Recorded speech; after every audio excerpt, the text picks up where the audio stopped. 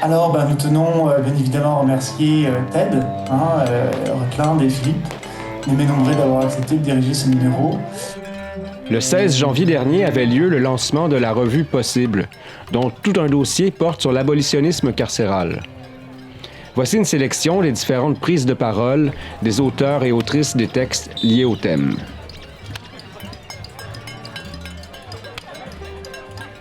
Alors, là, nous parlons d'abolitionnisme carcéral et à travers notamment la notion de divestment, de désinstitutionnalisation et de justice transformative, comme on le verra.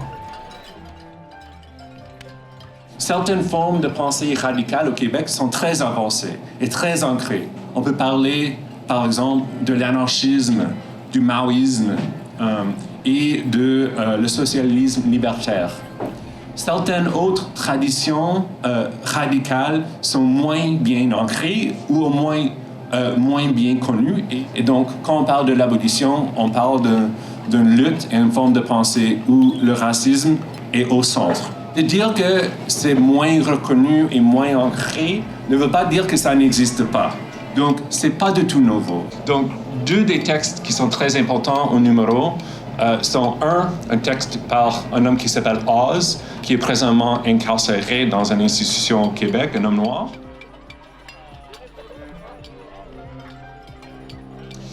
Il écrit vers le milieu de son texte: aucune personne racisée n'était impliquée dans la mise sur pied de ce système carcéral.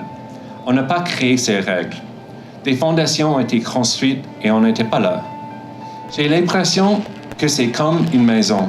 Si la fondation de ta maison est mauvaise, tu n'essayes pas juste de construire des nouvelles choses sur cette fondation. Je ne dis pas qu'il faut tout effacer, mais il faut regarder toute la structure. On ne peut pas se contenter de rafistoler.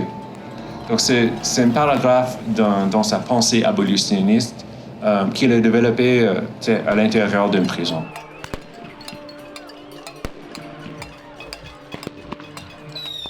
Et Sherry Pronto, qui a été emprisonnée, une femme autochtone qui était emprisonnée depuis 15 ans, mais qui est maintenant libre, mais avec un sentence à vie qui poursuit. J'ai passé la plus grande partie de ma vie dans le système pénitentiaire canadien ou en liberté conditionnelle, et ce, depuis l'âge de 14 ans. Mais dans ce pays colonisé, la prison est toujours là pour les Autochtones. Et ma relation avec le système pénitentiaire a commencé avant mes 14 ans, même avant ma naissance.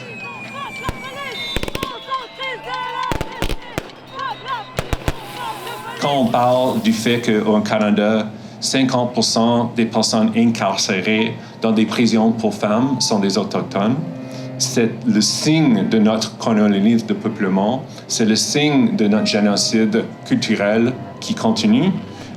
Et c'est aussi un lieu où on peut commencer à comprendre comment lutter contre les prisons et contre le système colonial.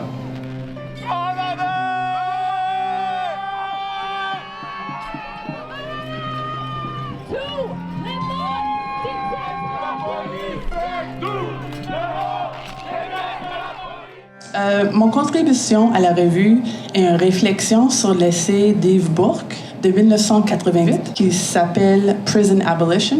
Son texte, Prison Abolition, je l'ai vu depuis longtemps, soit à la Anarchist Book Fair, sur les tables. J'ai trouvé son texte dans l'archive de Angela Davis à Harvard. Je le trouve traduit en italien, en ligne. Puis je me demandais, et comment ce gars de Montréal, middle class, comment il a produit un texte qui parle de prison abolition qui circule depuis 1982. You know? Le texte a été publié dans le Journal of Prisoners on Prisons, qui a commencé en 1988. Puis c'était pour faire le lien des connaissances académiques avec les connaissances qui provenaient dans les prisons. Puis c'était vraiment important pour lui de soutenir les voix dans les prisons. Puis le JPP, Journal of Prisoners on Prisons, c'est encore publié. Vous pouvez aller en ligne puis lire des mots des détenus en anglais et français. Donc pour Bourque, Il est artiste. Puis il commence et il termine son essai en parlant d'une image qu'il a vue dans son cellule le soir, qui parlait d'un paysage qui était seulement les prisons, avec aucune personne dans le paysage. Donc c'est comme la question, est-ce que tout le monde est dans les prisons? Est-ce qu'il y avait comme genre apocalypse, il n'y a rien qui reste sauf des prisons? C'était pas nécessairement clair. Mais cette image m'a vraiment comme affectée. Et aussi dans le texte, il parle du fait qu'il n'a jamais peinturé l'image. Puis j'ai l'impression que c'est cette idée de ne pas vouloir mettre cette image dans le monde. Donc, c'est genre comme un haunting de cette image qu'il voit, mais il ne voulait pas actualiser, mais qu'il anticipe pourrait être un certain futur. Mais aussi pour nous, l'abolition, c'était pas juste dire non à quelque chose qui est oppressif, c'est aussi dire oui à d'autres choses. Oui à une vision du futur, puis oui à une vision du présent, à des pratiques qui soutiennent la dignité, la sécurité, puis l'épanouissement de tout le monde. Et pour nous, ce oui-là, c'est entre autres la justice transformatrice. Parce que finalement, la prison, puis les dynamiques punitives, c'est aussi une mentalité, c'est plus large que juste comme entre les murs des prisons, c'est aussi la manière que nous, on se traite les uns les unes des autres, puis comment est-ce qu'on adresse la violence. Ce que la justice transformatrice fait, c'est qu'elle va un peu plus loin que se coller à la situation pour adresser la situation spécifique. Elle s'attaque aussi aux structures puis aux systèmes qui produisent les situations de violence, les comportements de violence. Donc, c'est une vision qui vient lier le soin et la responsabilité individuelle à une transformation collective et systémique, ce qui en fait un bon outil pour penser la question de l'abolition puis la mettre en pratique. Comme vous le savez probablement, l'entité zioniste détient présentement plus que 10 000 prisonniers palestiniens dans des conditions atroces pour des longues périodes de temps, avec de la torture, etc. Donc 10 000 Palestiniens au minimum, ça c'est le chiffre de B'Tselem, le groupe de droits civils israélien.